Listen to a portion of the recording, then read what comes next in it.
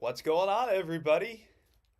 It's Andre Casseday here, coming at you here with a quick update video for Charlotte Vibe, your credentialed media source covering the Carolina Panthers. Sorry about that background noise there. But nevertheless, we're here, we're live, and we're ready to go. For one, I just want to say just a couple things right out the bat. I want to update you guys, excuse me, on Chris, who is still dealing with his voice being an issue. That's something that he has dealt with since Chicago, and he is still dealing um, with that issue. And so this is something that he is still monitoring and still trying to take it easy as we get ready for Sunday's game. And, he just texted me a short while ago indicating that he is feeling a little bit better, but he's still trying his best to take it easy, understandably so, because, we want him at 100% for Sunday's game. And I was like, hey, don't worry. Take as much time as you need in order to get to that point to where you feel like you are confident and ready to go. If and when I have the opportunity to do these update videos like we are right now, I will definitely go out of my way to help you out with that. So he is definitely doing better. Still not at 100%, but he is making his way towards that goal. So, with that being said, let me go ahead and get y'all ready for Sunday's game, which we will be at. Myself, Chris Jenkins, and Rashad from Panther Nation Podcast will be there as well, getting ready to cover the game for you guys. So definitely be on the lookout for that. And if you haven't already, to everybody out there, go ahead, hit that like button so people find out more about what we do here at the Charlotte Vibe. Go ahead and leave some comments down in the description and give us a subscription to the Charlotte Vibe as we make our way and try to make our way to 10K. So definitely do all of that. This is going to be a pretty quick update video. We're going to touch base here on the injury report from today. This will be the last injury report before Sunday's game. And then I'm just going to turn it over to you guys and read some of the comments and have some back and forth. There's a lot that has happened this week, which we really haven't had the opportunity to touch base on. There's been a lot of shenanigans and flip flopping and things of that sort that has really caught the eye of not only myself, but Chris as well. He definitely has some things that he wants to say regarding some of the things that have taken place this week, like the whole situation with Frank Wright taking over the play calling, and then something that he said today in the presser regarding the snap counts and having to go up against the fans' noise, if you will, opponent fan noise, because those Dallas Cowboys fans, they do travel pretty well, and the fact that we're having to do that, having silent counts, that was the phrase that he used in relation to those snap counts in your own home stadium. That's that's pretty telling for where things stand right now with the team, with the fan base, and in terms of the lack of success that this team has had this season. So let me go ahead and start out with the injury report. So we have four players that we already know who are not going to be playing on Sunday. So that will be Marquise Haynes, J.C. Horn, Hayden Hurst, and C.J. Henderson. So in relation to Hayden Hurst and C.J. Henderson, both are still in the concussion protocol, and they have not been independently cleared by the neurologists to be able to get out of that process and be ready to go. So they are still within the protocol, and they have not been cleared and ready to go. So they will not be playing on Sunday. Hayden Hurst was put into the protocol, I believe, on Tuesday. So this was something that kind of popped up during the week. He didn't have an injury um, prior to this week, so it kind of just popped up during practice. And then C.J. Henderson, that's something that's been going on for a good bit now. I believe he got hurt in I believe it was the Colts game, and he's still dealing with that situation there with his concussion. So uh, those two, for sure. I think with Hayden Hurst, definitely was a little bit of a surprise just due to the timing. C.J. Henderson still within that protocol. Let me touch base on J.C. Horn. Um, for me, it kind of doesn't surprise me that he won't be a full go for Sunday. Um, he's still within that 21-day window for when he can be activated off of injured reserve and onto the active roster. So that period started this week when they took him off of injured reserve, and now he is eligible to practice and get himself back into game shape. That would have been a relatively quick turnaround had he been able to go for Sunday's game. Obviously, he's been out for the better part of 2 months since really the first game of the season. So that doesn't really surprise me that he won't be a full go. Marquise Haynes, um, that one was a little bit of an eyebrow raiser, just due in part to the fact that he did play this past, uh, not this Thursday, but this past Thursday against the Bears, but still is dealing with issues with his back. So that one is still um, kind of a surprise, but he's going to be someone that is going to need more time to get back into the swing of things.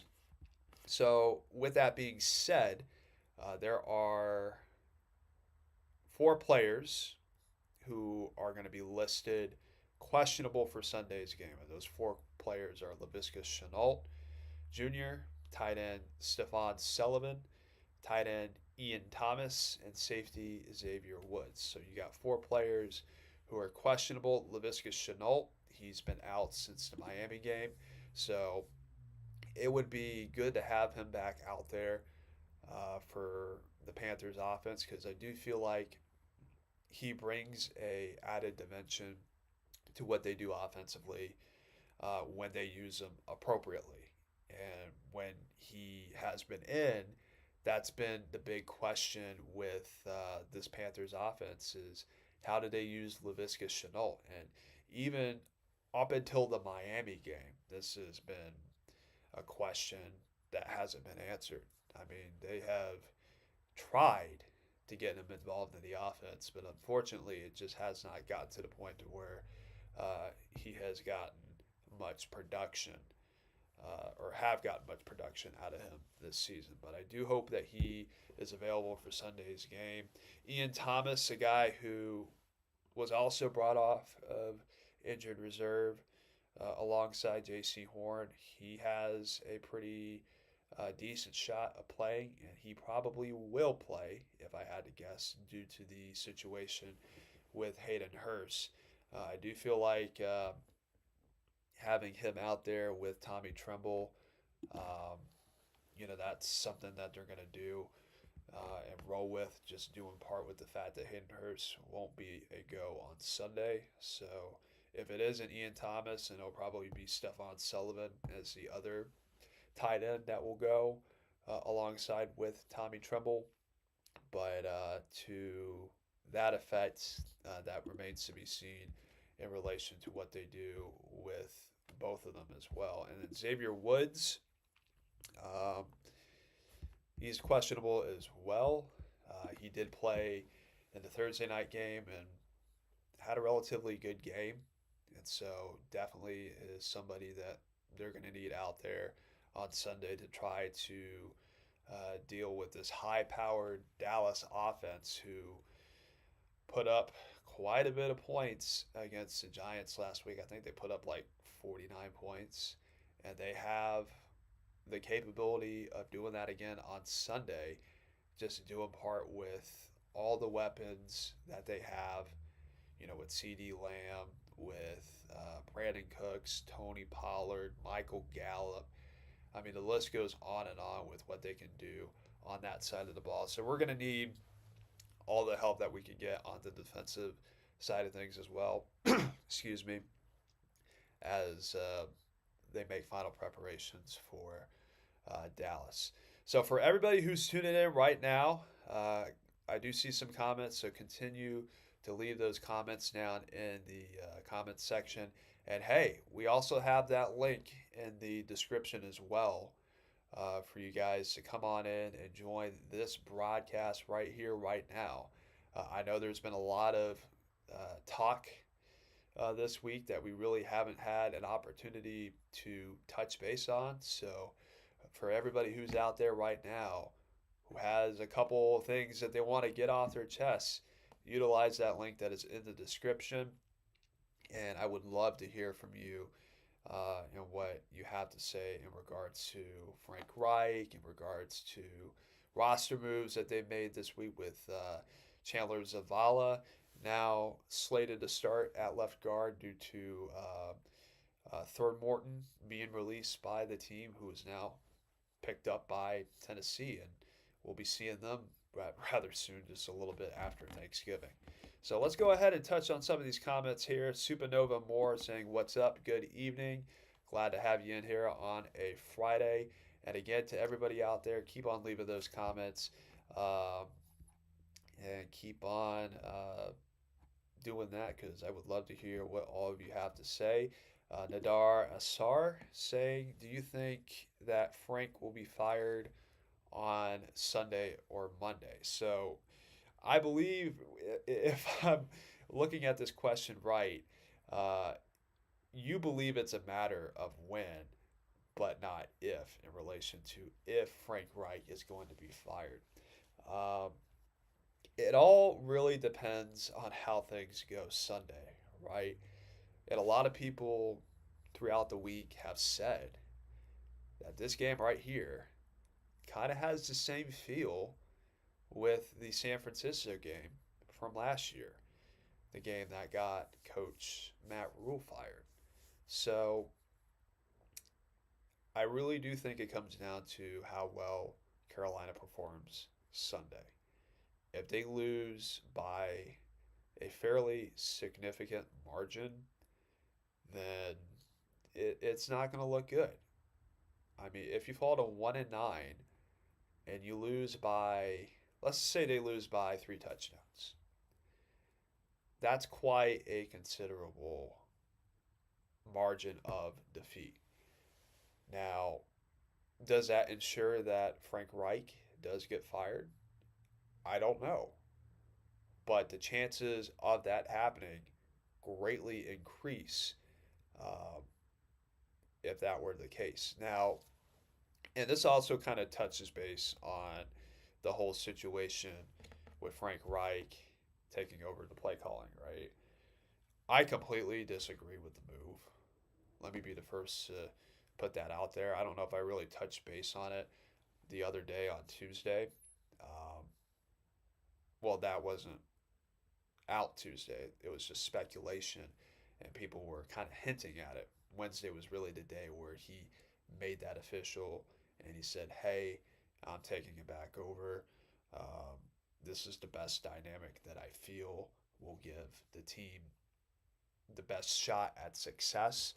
But let me just say this. I completely disagree with the move, and I know this move was heavily influenced. Either he had influence over his own decision, or there was somebody higher up, aka Dave Tepper, who influenced that decision.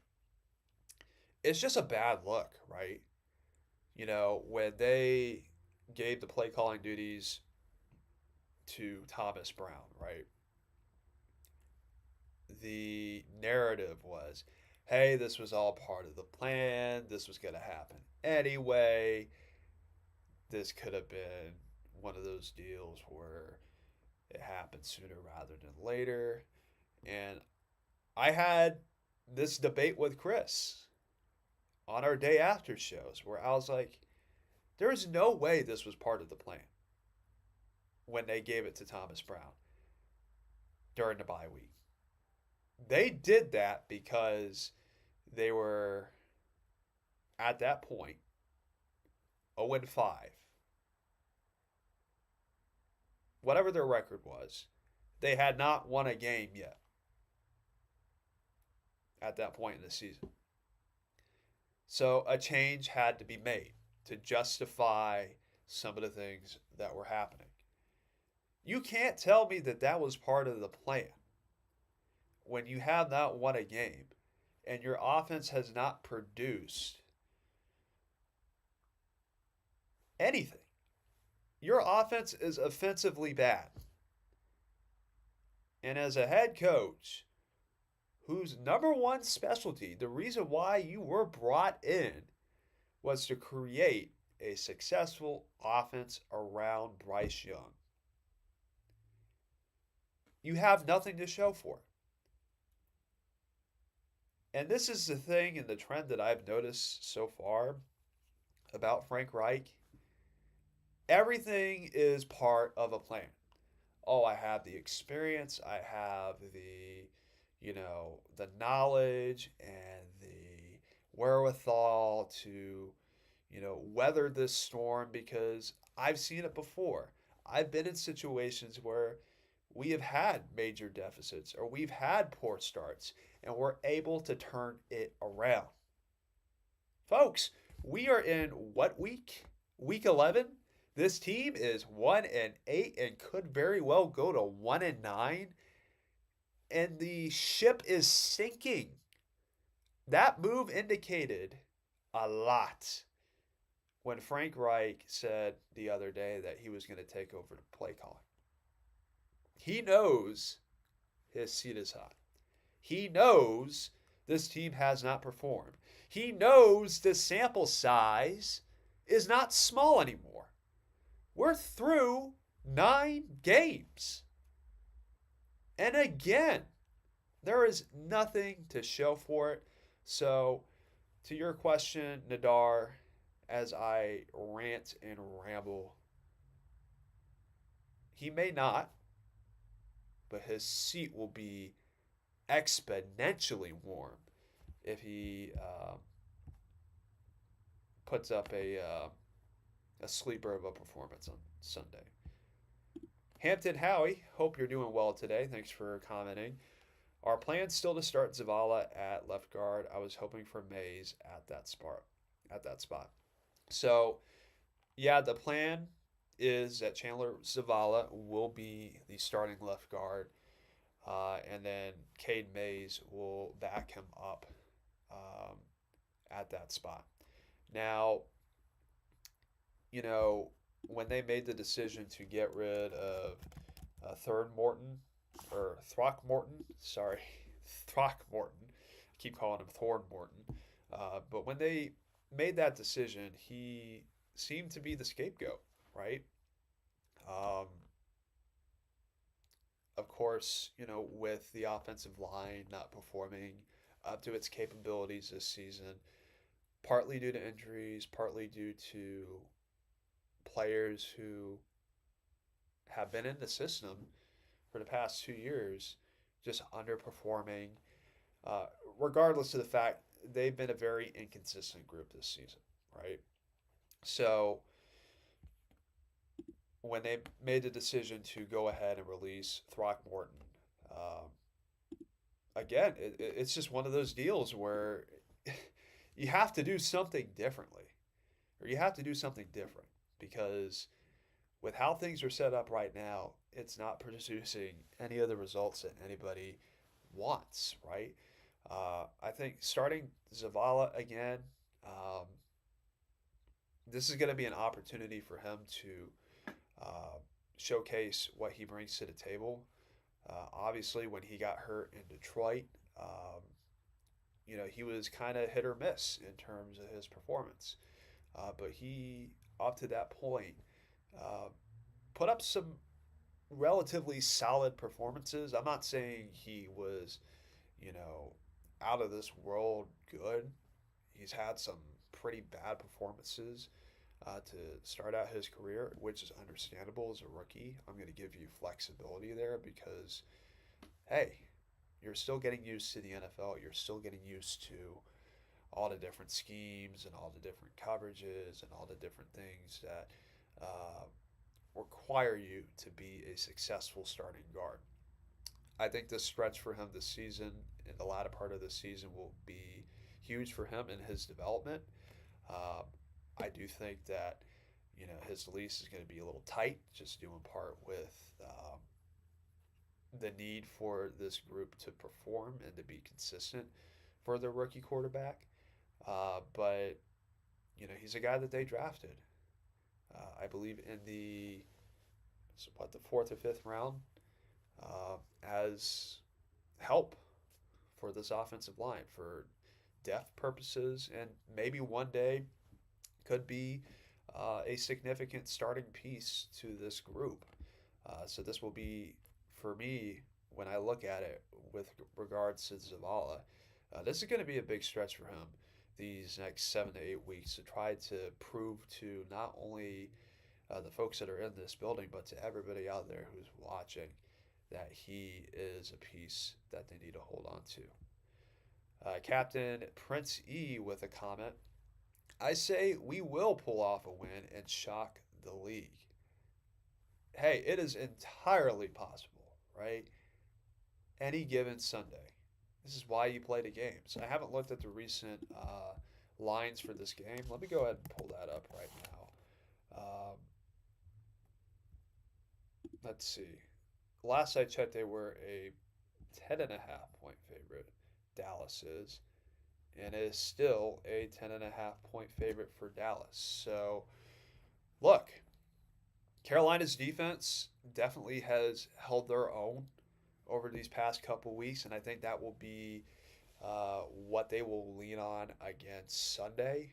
Um, but it's going to be a tough test, right? Dak Prescott feasts on teams who are below 500 and have poor records. I mean, when you look at the the New York game that they played last week, um, yeah, I mean, it was just an ugly game for New York. And it could have that potential here um, on Sunday. I mean, Carolina, let's be real about it. They're the only team in the NFL right now that has one win.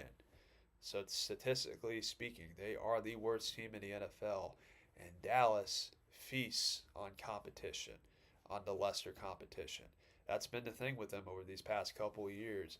Is hey, they will beat you down if you are an inferior opponent. But when they start playing against legit teams in the NFL, that's when they start to show their true colors. But um, I really don't know what to expect for Sunday. I'll hold my thoughts on that when we go live on Sunday um, at the game, but I really don't know what to expect. Um, I just want a competitive game. That's really what it comes down to, guys. I just want a competitive, entertaining game.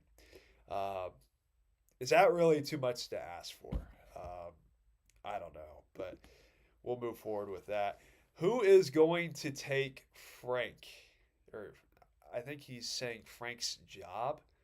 So, Nadar, you're really on the fire Frank Reich bandwagon. You're already making plans and things post Frank Reich. Uh, I mean, I don't blame you though. Look, there has not been a lot of positive things that have happened this season with this team. And hey, he's the head of it all. And so he's going to get the deserved criticism that is being directed at him. But there are a couple of guesses that I would have in mind. Uh, I would say Ejiro Iverio would be a guy that they would consider to be the interim, just due in part with how well his unit has played this season. Um, he's got them boys just flying in terms of protecting the ball, forcing turnovers, and just holding up their end of the bargain. Uh, that would be a consideration. I would say Thomas Brown as well, uh, but it's hard to say at this point because again, it's just purely speculation. Nobody really knows uh, who would take on that role. You have a lot of options there, but regardless of the fact, I mean, they just, as a collective coaching staff, right, they just have not produced the kind of results that anybody would have expected, especially with all the years of experience and winning that this staff has, and yet we're here with only one win on the season. B Stallion with a comment here, and again to everybody out there, thanks for leaving those comments. Thanks for tuning in. Um, I know it's been a journey this week in terms of content, just due in part to the situation with our guy Chris, trying to keep him rested up and ready to go for Sunday, and for me bouncing in here. And again, I appreciate y'all's patience as well. For I'm a co-host as well with Chris, but having the full keys to the Lamborghini, as I call it can be a little daunting, right? Having all these controls, but I feel like we're doing a pretty solid job in keeping things afloat here, especially in moments like this where hey, life happens, and you got to have the ability to be flexible, and the show must go on. So to everybody out there, I do appreciate y'all's flexibility, and again, your loyal viewership as well. Hi, Andre. Well, gonna see the bank, or will we see the bank turn into a Dallas home field advantage in Carolina? It's shameful what Carolina has turned into. So, how much do we lose by? I foresee a blowout. I think we lose by 30. Yeah, that was something that was talked about in the presser today with Frank Reich, having to practice silent counts during practice today, right?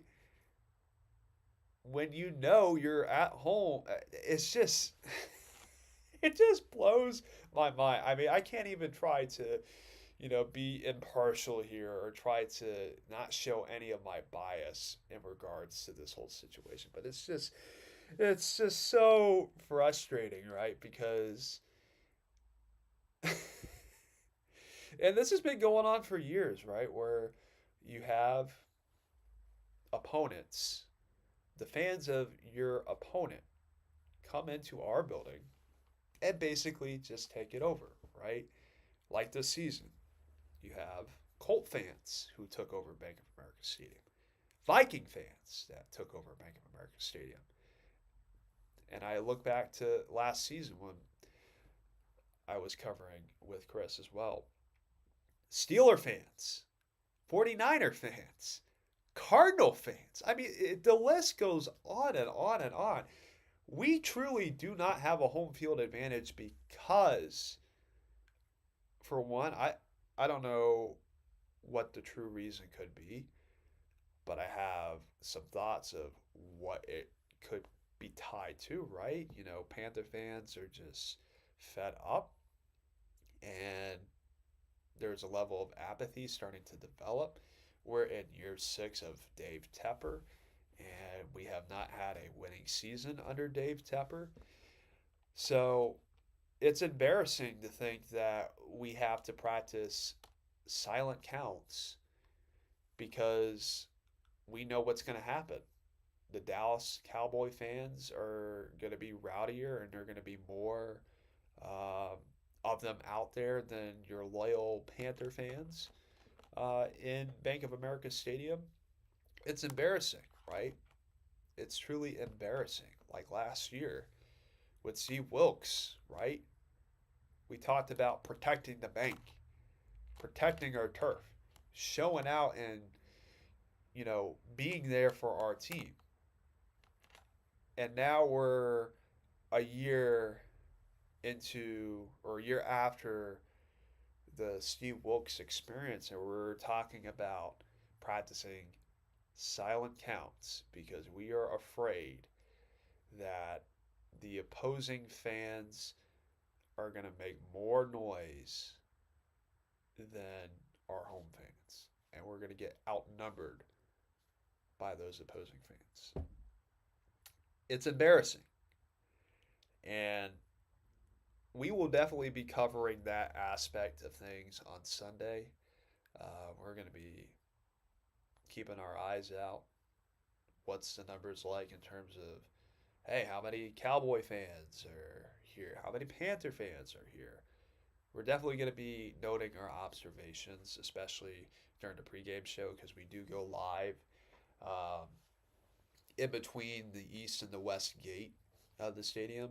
So there's definitely a lot of foot traffic in between those two gates. And we're going to be keeping our eyes peeled in relation to what we see. And I feel like those Dallas Cowboy fans, and they do travel well, they're going to be out there Sunday, and it's going to be quite the show of force, right? So I'm going to end it off on this last comment here from Nadar, who's been really, really active here over these past couple of days with the comments. So I do appreciate you for that. Let's face it, Frank is not for us after 10 weeks. He said he is still looking for an identity. Really? I mean, you said it right there. I mean, I don't need to elaborate much on it because I think it's pretty straightforward. I mean, you cannot be in week 11 of an NFL season and still cannot seem to figure out what our offense does well, which we don't do anything well. And that's that's an indictment on Frank. That's an indictment on Thomas Brown. That's an indictment on that whole offensive staff. Steve Wilks. And we're going to be making these parallels a lot now because of how hot this seat is starting to get for Frank Reich. Steve Wilks was able to develop an identity with this team in a matter of weeks. If you know what you're doing, and you know who you have, and you know what they do well and what they don't do well,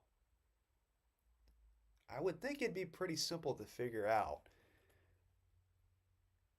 what your team is capable of doing and what your team is not capable of doing, and using that to your advantage. And he was able to figure out in a matter of weeks. Frank Reich, who is this offensive guru, who was this guy who helped Philly win the Super Bowl back in 2016 as that offensive coordinator. That's what got him that Indy job.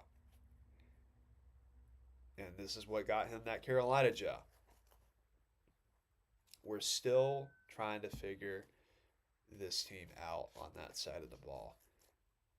And that is quite disturbing. And this was definitely not part of his plan at all, right?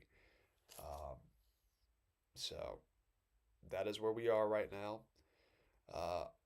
Dallas is a pretty good opponent.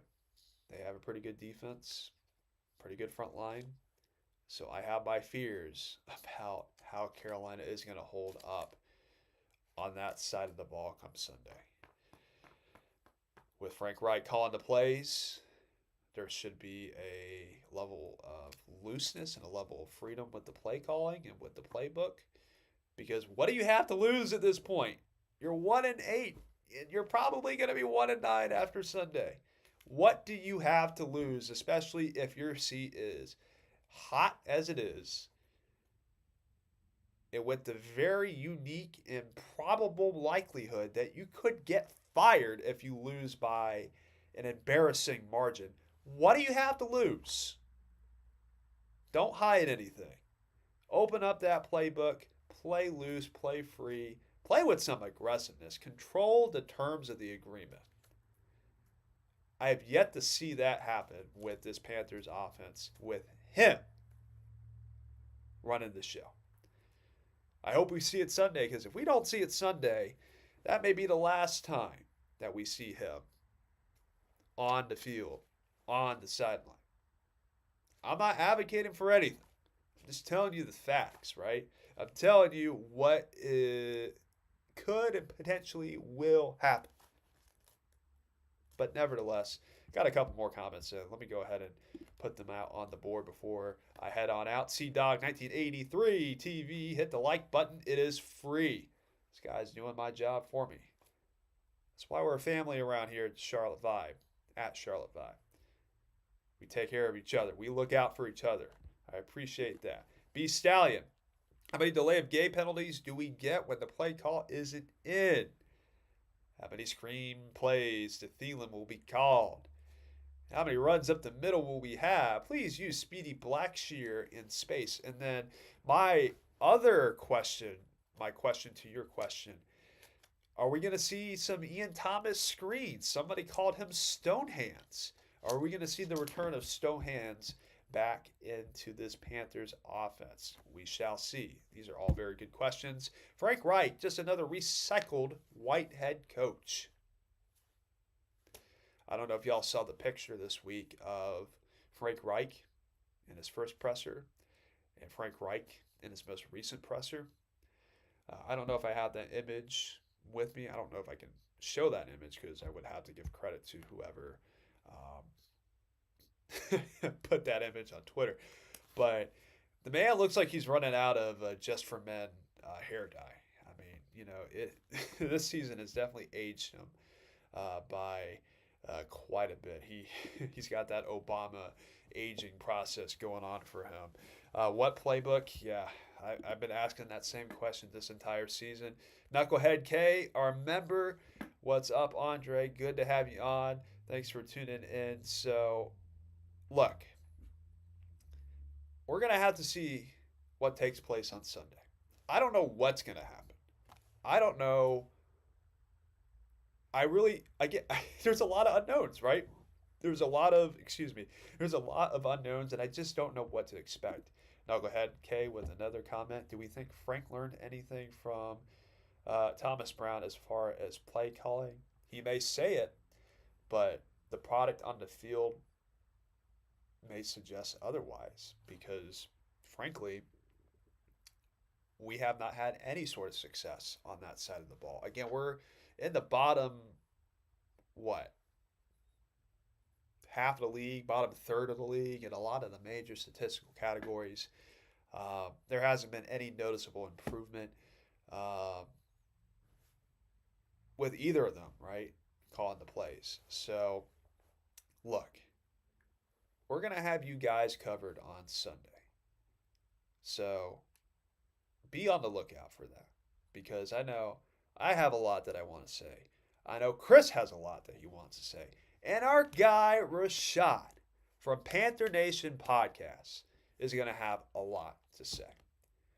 So with that being said, if you haven't already, hit the subscribe button, hit that like button, and be on the lookout come Sunday at 11 o'clock Eastern. We will be live from Bank of America Stadium. The trio, the three of us, we will be there. And we will have an hour-long conversation about everything revolving around this team.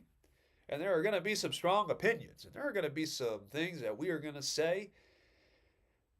Once we get done saying it, it's going to feel cathartic because there's just so much pent-up negative energy, so much pent-up frustrations, and you name it.